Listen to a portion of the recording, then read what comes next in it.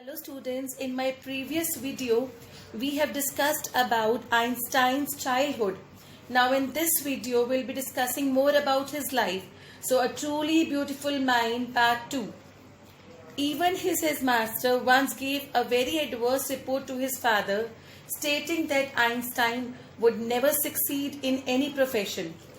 But that doesn't mean that Einstein was a bad student. He scored good marks in every subject while he was in high school in Munich. Apart from being good in studies, he was an amateur violinist too.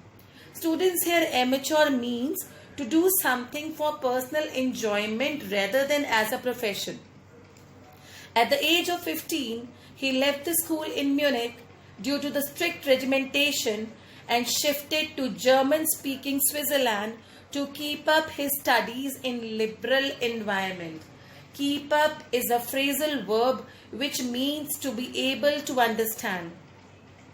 After finishing his school, he joined a university in Zurich. He was exceptionally intelligent in maths and interested in physics. In Zurich, he met a Serbian girl, Mileva, and fell in love with her.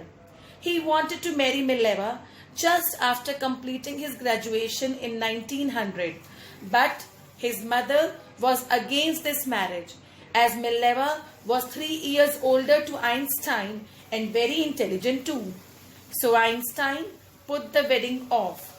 Put off again is a phrasal verb which means to delay or to stop. Einstein got a job as a technical expert in patent office in Bern in 1902, where his work was to assess other people's inventions, but nobody knew that he was secretly working on his own ideas in his desk drawer, which he jokingly used to call Bureau of Theoretical Physics. Meanwhile, he married Mileva in 1903. He came up with his theory of relativity in 1905, which showed a relation between energy and mass and gave the formula E is equals to mc squared. His another theory of relativity came up in 1915, which was proved accurate by eclipse in 1919 and brought fame and recognition in his life. Year 1919 brought many changes in his life, as he divorced Mileva, married his cousin Elsa, and became famous as a scientific genius the same year. He received Nobel Prize for Physics in 1921, and then there was no looking back. He was showered with honors and lauded by press. He emigrated to United States in 1933 when Nazis came into power.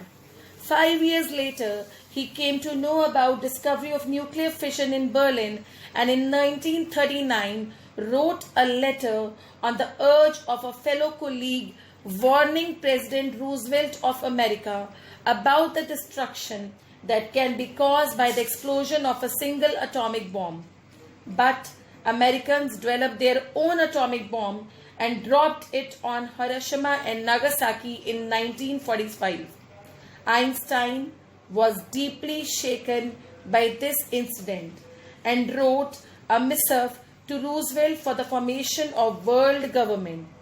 Missive basically means a long official letter. So here the word missive is being used.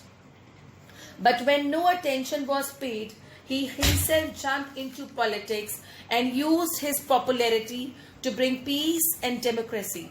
He died in 1955 and is truly remembered as a world citizen.